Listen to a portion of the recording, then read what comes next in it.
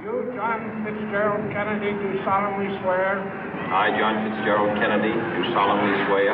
That you will faithfully execute the office of President of the United States. That I will faithfully execute the office of President of the United States. And will, to the best of your ability. And will, to the best of my ability. Preserve, protect, and defend the Constitution of the United States. Preserve, protect, and defend the Constitution of the United States. So help you God. So help me God.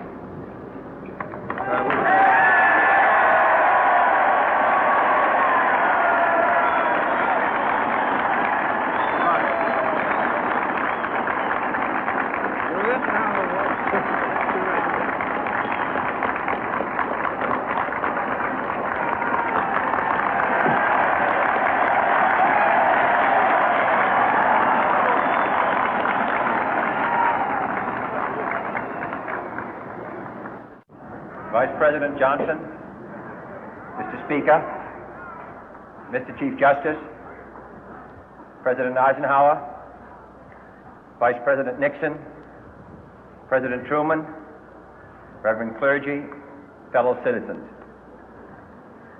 We observe today not a victory of party, but a celebration of freedom, symbolizing an end as well as a beginning, signifying renewal as well as change. For I have sworn before you and Almighty God the same solemn oath our forebears prescribed nearly a century and 3/4 ago. The world is very different now, for man holds in his mortal hands the power to abolish all forms of human poverty and all forms of human life. And yet the same revolutionary beliefs for which our forebears fought are still at issue around the globe.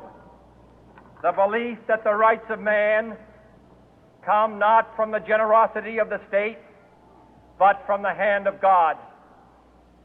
We dare not forget today that we are the heirs of that first revolution. Let the word go forth from this time and place to friend and foe alike that the torch has been passed to a new generation of Americans born in this century, tempered by war, disciplined by a hard and bitter peace, proud of our ancient heritage, and unwilling to witness or permit the slow undoing of those human rights to which this nation has always been committed and to which we are committed today at home and around the world.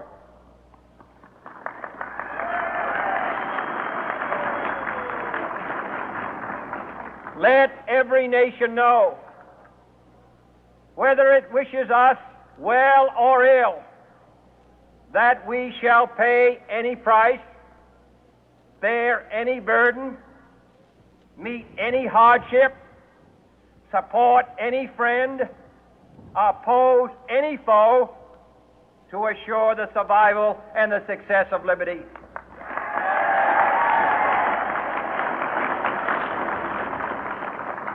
This much we pledge and more.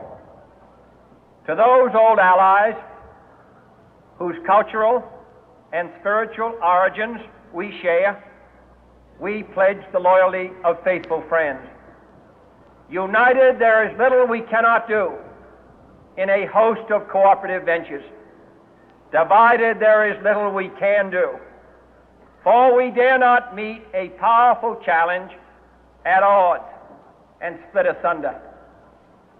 To those new states whom we welcome to the ranks of the free, we pledge our word that one form of colonial control shall not have passed away, merely to be replaced by a far more iron tyranny. We shall not always expect to find them supporting our view, but we shall always hope to find them strongly supporting their own freedom, and to remember that in the past, those who foolishly sought power by riding the back of the tiger ended up inside.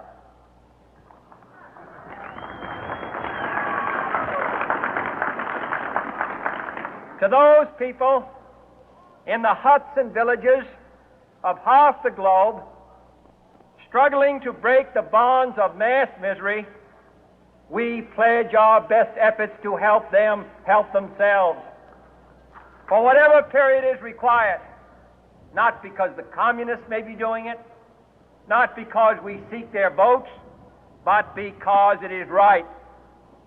If a free society cannot help the many who are poor, it cannot save the few who are rich.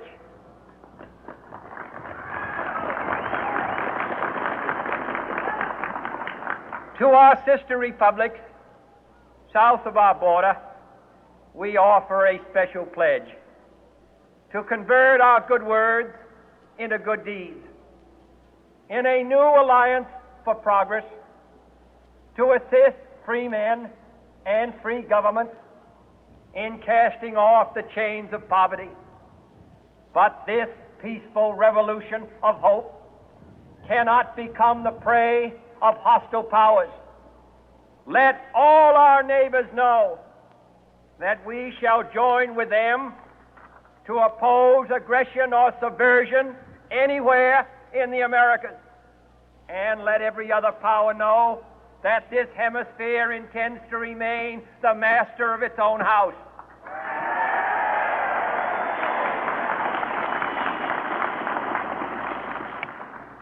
To that World Assembly of Sovereign States, the United Nations, our last best hope, in an age where the instruments of war have far outpaced the instruments of peace, we renew our pledge of support to prevent it from becoming merely a forum for invective, to strengthen its shield of the new and the weak, and to enlarge the area in which its writ may run. Finally, to those nations who would make themselves our adversary, we offer not a pledge, but a request that both sides begin anew the quest for peace. Before the dark powers of destruction, unleashed by science, engulf all humanity in planned or accidental self-destruction, we dare not tempt them with weakness, for only when our arms are sufficient beyond doubt can we be certain beyond doubt that they will never be employed.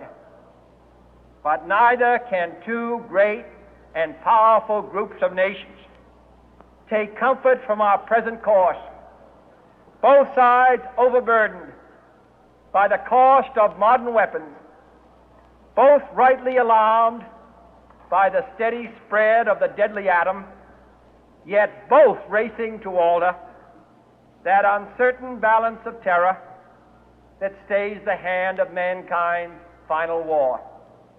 So let us begin anew, remembering on both sides that civility is not a sign of weakness, and sincerity is always subject to proof. Let us never negotiate out of fear, but let us never fear to negotiate.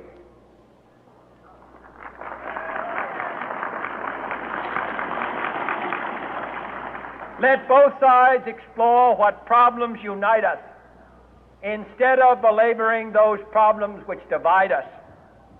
Let both sides, for the first time, formulate serious and precise proposals for the inspection and control of arms, and bring the absolute power to destroy other nations under the absolute control of all nations.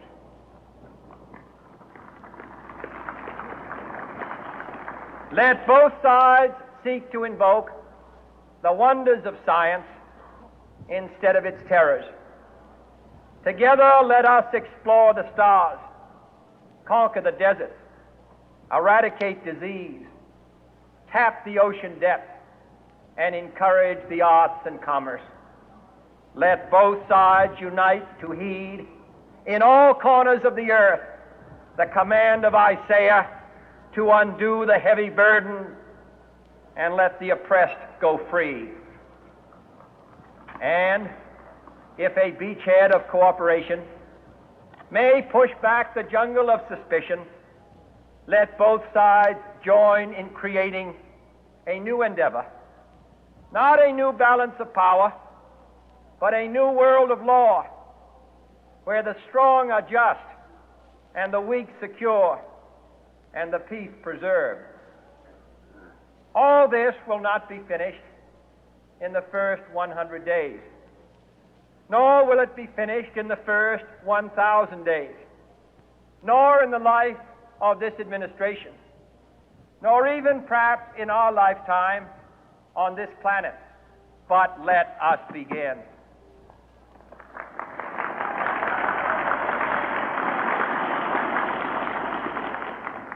In your hands, my fellow citizens, more than mine, will rest the final success or failure